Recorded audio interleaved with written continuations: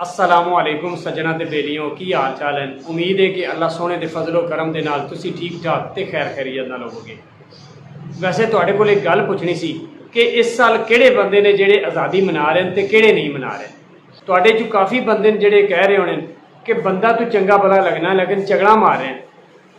उन्हां दोस्तां नूं मैं दसना चाहना कि साडे पाकिस्तान दे विच कुछ ऐसे अनासर पैदा हो गए जिहड़े कि पाकिस्तान के सबज हिलाली परचम नूं उतार के ते काले झंडे लहरा रहे हैं और बैरूनी ताकतां नूं इह तसुर दे रहे हैं कि असी हजे भी आज़ाद नहीं बल्कि गुलाम कौम आ।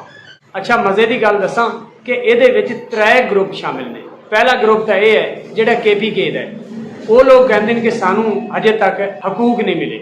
अच्छा दूसरा ग्रुप इन्हां दे विच वो है जिहड़े कहते हैं कि पाकिस्तान दे विच महंगाई बहुत ज़्यादा है, इस वजह तो असां इस बारी 14 अगस्त आज़ादी डे नहीं मना। तीसरी पार्टी इन्हां विच PTI, जिहड़े लोग कहते हैं कि साडा जदों तक लीडर कह दे असां आज़ादी नहीं मनानी। और झल्लिओ किन्नू तुसीं ये दस रहे हो? इस तरह करन नाल तुहाडा लीडर आज़ाद हो जाएगा। यार ये साडे अंदरूनी मसाइल ने, इन्हां मसलिਆਂ ਨੂੰ ਅਸੀਂ अवामी ताकत का मुजाहरा करके हल कर सकते हैं। ਅਸੀਂ हर वक्त हुकूमतां दे पिछे पए हुंदे हां। क्या असी खुद ठीक हाँ?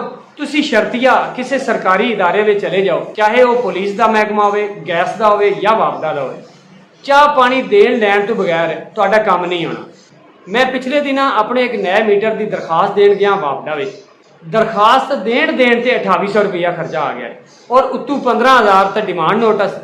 हजे तक मीटर लगा नहीं। जदों मीटर लगना है वो मीटर लाण वालियां 2-3 हज़ार चाह पानी का जरूर ले लेना।